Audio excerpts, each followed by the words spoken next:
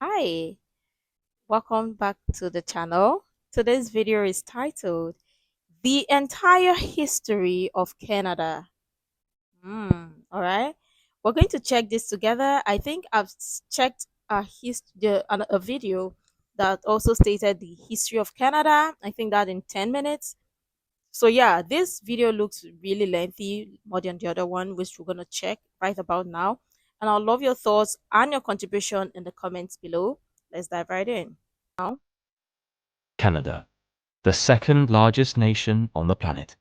hmm, Comprising some 3.8 million square miles and spanning 6 time zones, Canada's territory is six. so vast that it encompasses numerous climates. From the towering peaks of the Rocky Mountains and the flat expanses of the prairies, to the temperate rainforests of the Pacific Northwest and the frozen tundras of the Arctic Circle. However, this diversity is not limited to its geography. It is also reflected in its people. Over the course Hmm. of centuries and millennia, Canada has been shaped by individuals from all over the world, bringing with them a wide range of cultures, languages, and religions. Although these differences sometimes led to conflict, they more often What? fostered mutual understanding and cooperation, as diverse communities came together to build new identities in an entirely new nation. So, how did this country develop? From the arrival of First Nations peoples thousands of years ago to becoming one of the most multicultural and diverse places on Earth today. This is the history of Canada. Yeah. The story of human habitation in Canada, like that of the entirety of the Americas, begins with the movement of people across the Beringia land bridge that once connected eastern Siberia to western North America around Hmm. 16,000 years ago. Over the following millennia, this land bridge gradually disappeared as global sea levels rose with the melting of the glaciers that had once covered much of the Earth's surface during the last ice age, around 11,000 years ago, thereby permanently cutting off North America from Asia.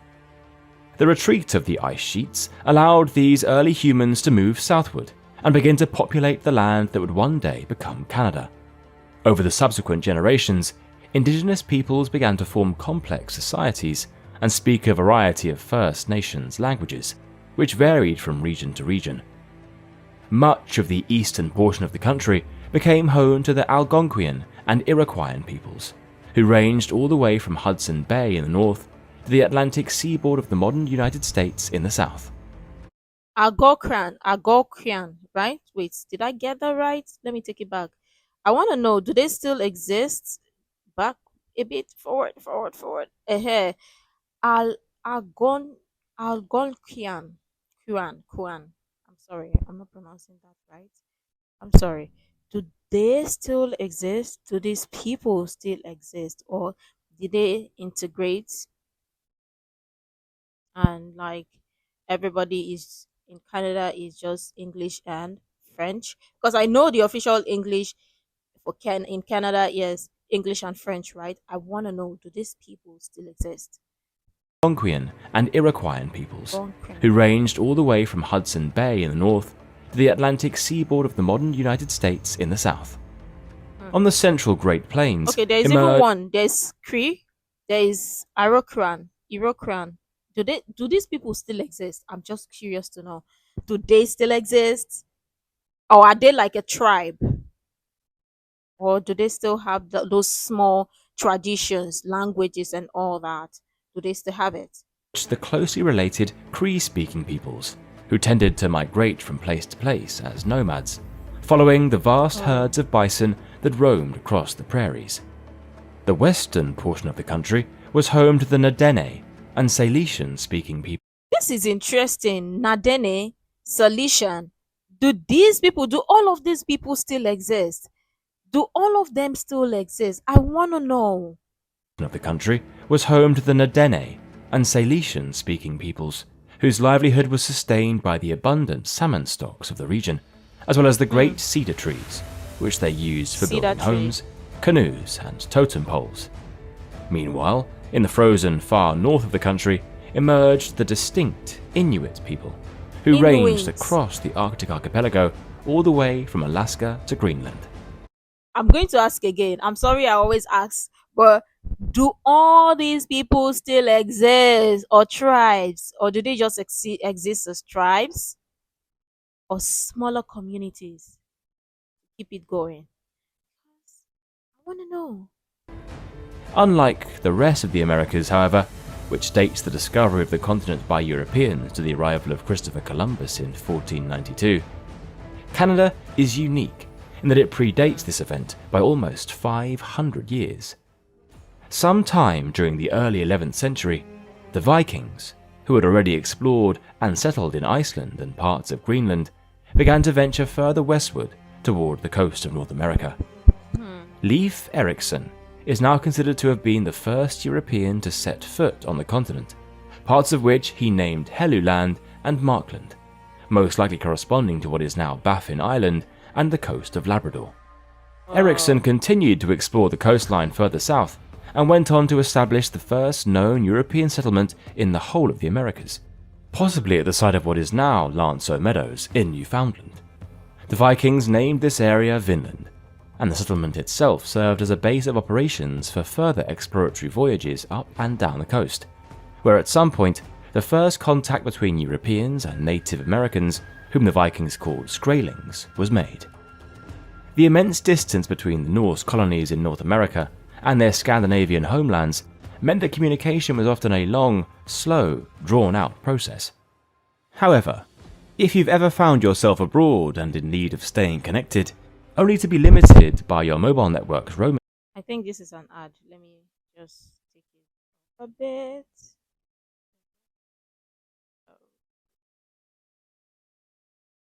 Ad.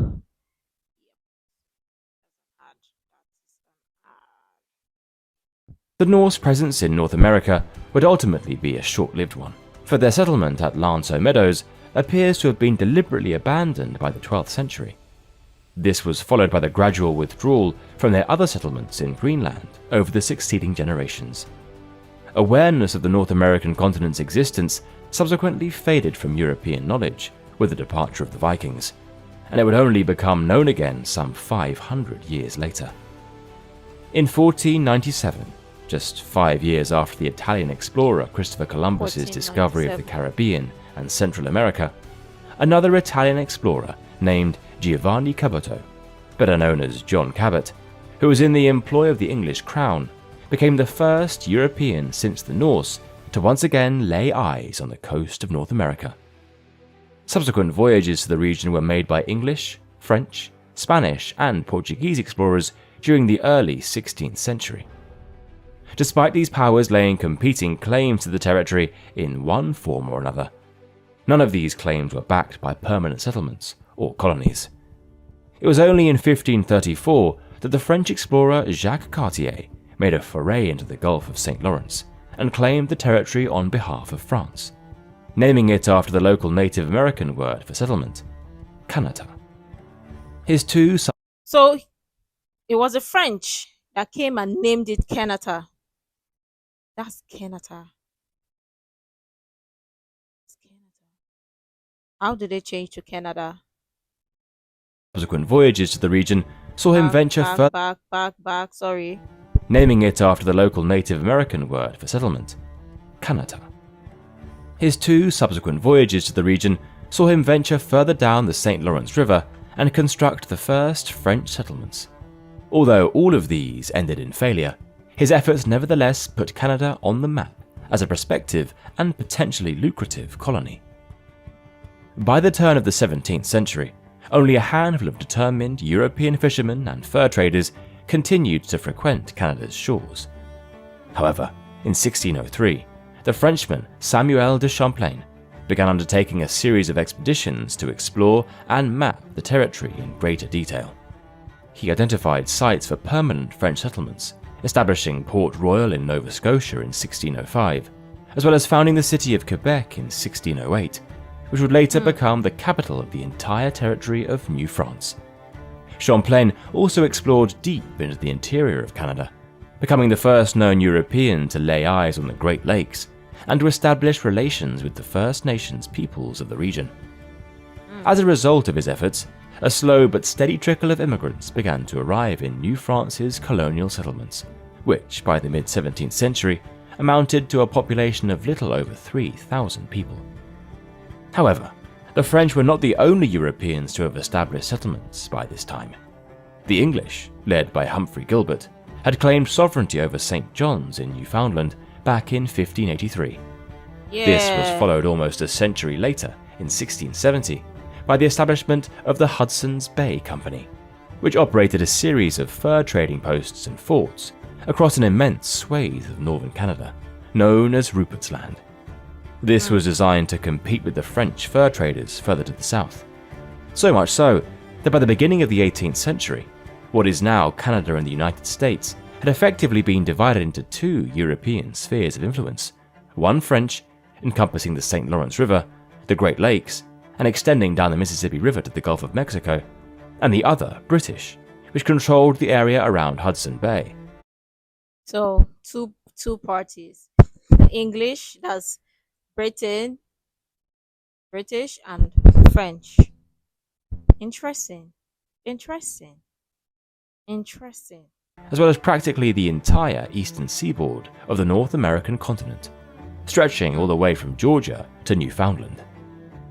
As a result of the competing colonial interests between the two powers, conflict over territory and resources was almost inevitable. From the late 17th to the mid-18th century, several wars between the French and British broke out, which saw the boundaries and possessions of their respective North American empires shift back and forth. It was only with the outbreak of the French and Indian War in 1754 that the most significant and lasting territorial change in Canada's history would take place. This regional conflict was part of the wider 7 Years' War, which was fought around the world and pitted a host of European powers, including France and Britain, along with their overseas colonies, against one another. In North America, this played out as a struggle between the colony of New France and the British 13 colonies, along with their Canadian provinces. Despite gaining the upper hand early in the war, the French gradually began to lose ground. First in Nova Scotia, where the French-speaking population, known as Acadians, was expelled by the British, and then in 1759 came the decisive blow when the heart of New France itself, Quebec, fell to British forces following the Battle of the Plains of Abraham. Other French towns and cities in Canada fell to the British the following year, and by the war's end in 1763, France, having been roundly defeated, formally renounced all claims to territory in mainland North America. Canada then passed into British rule, which began with attempts to repair relations with the various Native American peoples of the region, many of whom had been forced to take sides in the previous conflict. The British also reinstated most of the property, religious, political, and social customs of the French-speaking population in the Quebec region, allowing them to retain their language and legal traditions, many of which towns and cities in Canada fell to the British the following year, and by the war's end in 1763, France, having been roundly defeated, formally renounced all claims to territory in mainland North America. Canada then passed into British rule, which began with attempts to repair relations with the various Native American peoples of the region, many of whom had been forced to take sides in the previous conflict.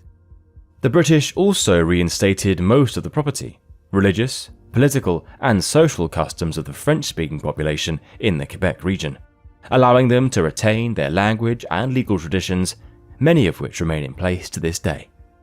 However, despite the British government's best efforts to consolidate their territorial gains across North America, trouble was already brewing.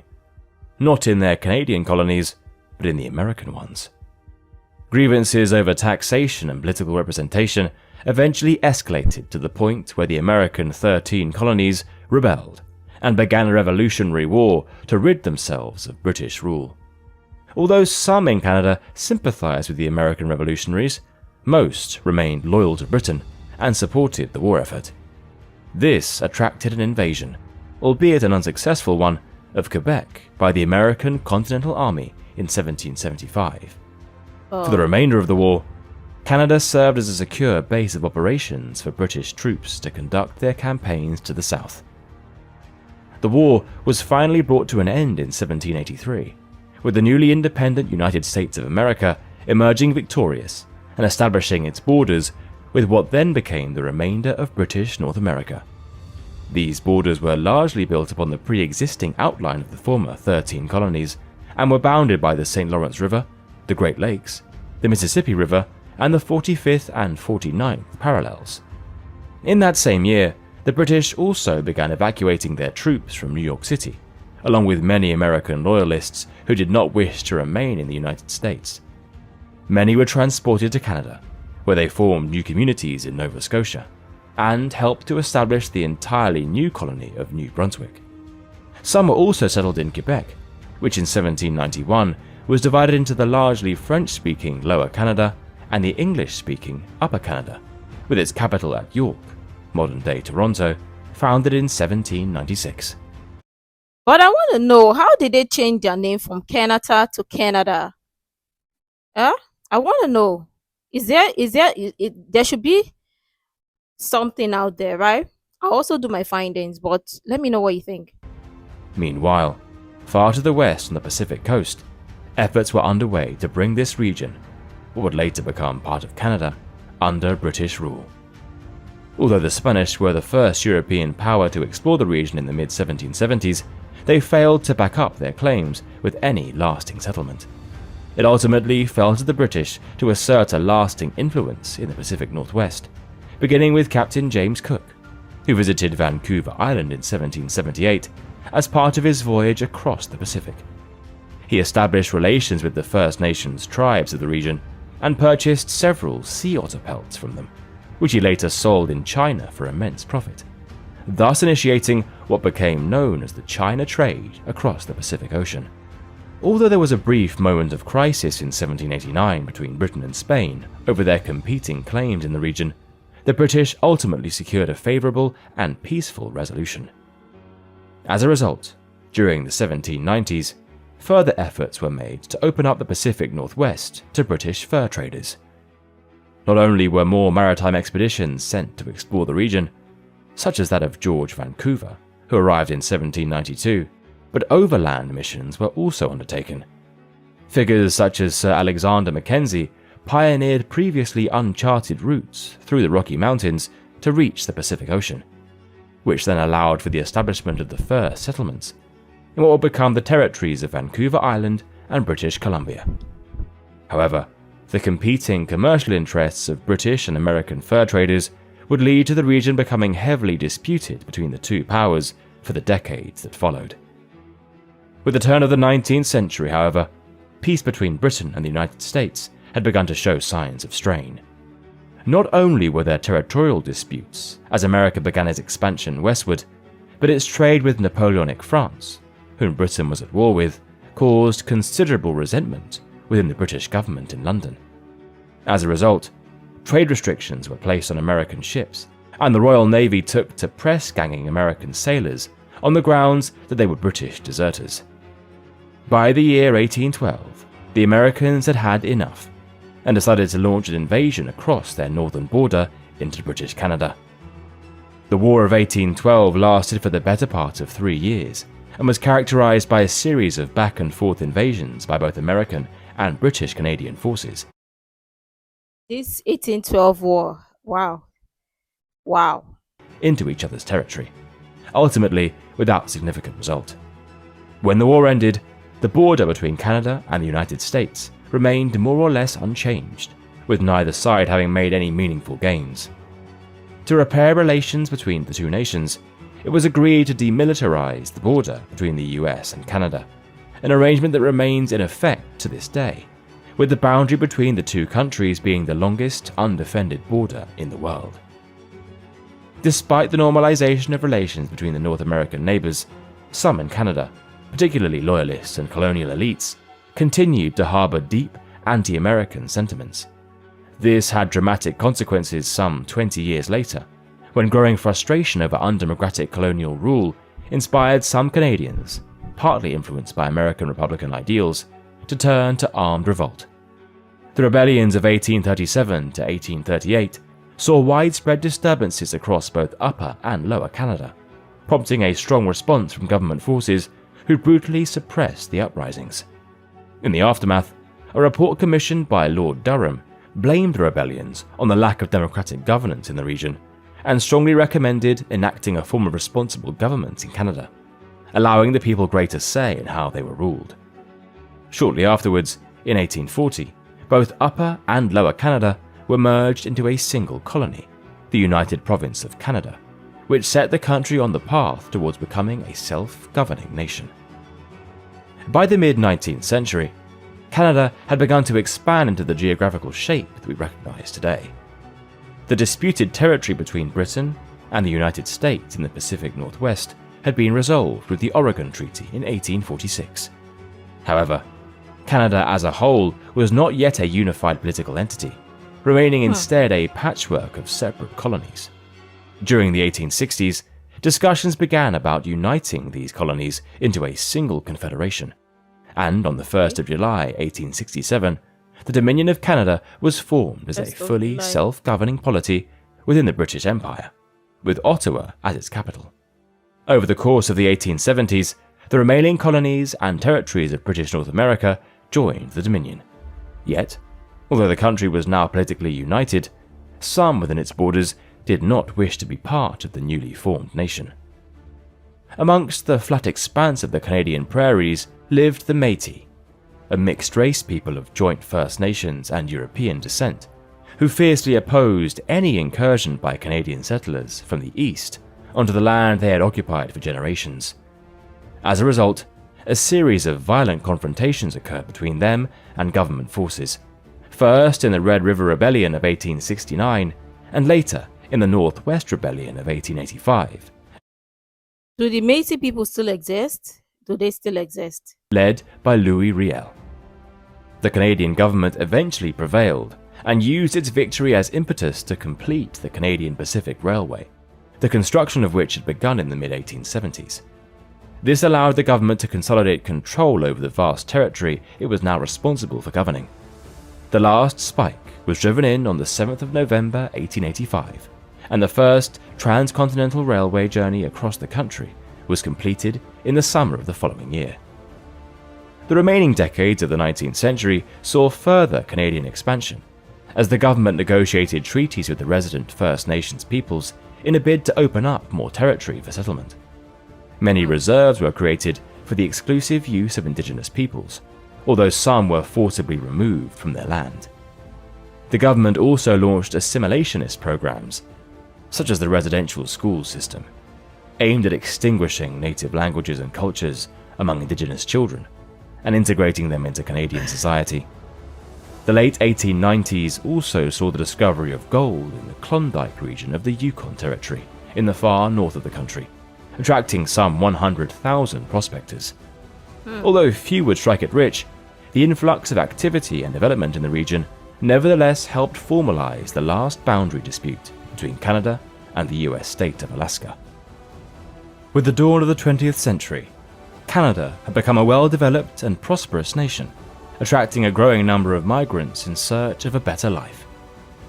Although it had established self-governance over domestic affairs, it remained a part of the British Empire, and was consequently drawn into the First World War, which broke out in 1914.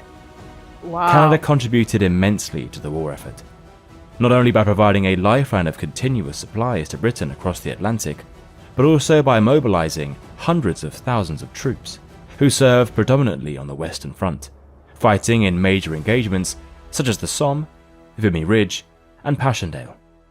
Support for Britain during the war helped to cement a strong, pro-Anglophone Canadian identity. By contrast, however, it alienated many French Canadians who protested vehemently against military conscription between 1917 and 1918. The interwar years brought mixed fortunes for Canada. While the country developed socially, with the establishment of ice hockey as the national sport through the formation of the National Hockey League, and made political progress, most notably by granting women the right to vote, it also suffered economically due to the effects of the Great Depression during the 1930s. Despite this setback, Canada gained greater political autonomy with the passing of the Statute of Westminster in 1931, I'm waiting. I've not heard him say or heard the narrator say Canada involved or talk about Canada's involvement in slavery. Was Canada involved in slavery? Did they have slaves? I just want to know, not like anything to shame or to say whatever, but I just want to know because I've not heard that part of the story yet. Yeah. which, along with similar measures for other dominions of the British Empire, set Canada on the path towards full independence in later decades. Progress towards this goal was temporarily halted, however, following the outbreak of the Second World War in 1939. Canada once again answered the call to arms from Britain, replicating its earlier efforts by supplying men and material for the war effort. This time, however, Canada also faced direct attacks in its territorial waters, where German U-boats sank a considerable number of Canadian and Allied ships. Despite the heightened threat, Canada was designated as a potential bastion for the British government and the wider empire in the event that Britain itself was overrun by a full-scale German invasion. Between 1939 and 1940, Operation Fish was carried out, relocating a portion of Britain's gold reserves and financial assets, amounting What does Operation Fish mean? It should mean something. to some $56 billion in today's money to Canada for safekeeping, marking the largest transfer of wealth in history. Similarly, the Coates mission was drafted by the British military, outlining plans to evacuate the royal family to Canada should the British Isles fall to the Axis powers.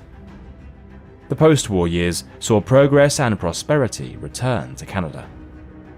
Not only did it begin implementing a welfare state, with the introduction of universal healthcare and old age pensions, but it also welcomed the last remnant of British colonial North America into the Confederation, with Newfoundland joining Canada as its 10th province in 1949. The arrival of the 1950s saw Canada become more geopolitically entwined with the United States as the Cold War intensified. Canada became a founding member of NATO and co-founded the North American Aerospace Defense Command, NORAD, with the United States to provide joint aerospace defense and ensure the air sovereignty of the continent. The remaining years of the 20th century witnessed Canada's transformation into the nation we recognize today. Although there were periods of political disruption, particularly with the rise of the Quebec independence movement during the 1960s and the referenda held on the issue, the country ultimately remained united. As a symbol of this unity, the maple leaf flag was adopted as the national emblem in 1965. More significantly, the Constitution Act of 1982 was enacted, formally severing the final legal ties to Britain and granting Canada full legislative independence. However, the country retained its connection to the British monarchy, with the reigning monarch remaining as Canada's ceremonial head of state. Today, Canada stands as a diverse and democratic nation that has been shaped by centuries of conflict, compromise, and gradual self-determination. Since the days of the arrival of the First Nations peoples, Canada has been forged by waves of migration from people all over the world, coming together to create a strong national identity that is rooted in resilience, respect, and common understanding of people's differences.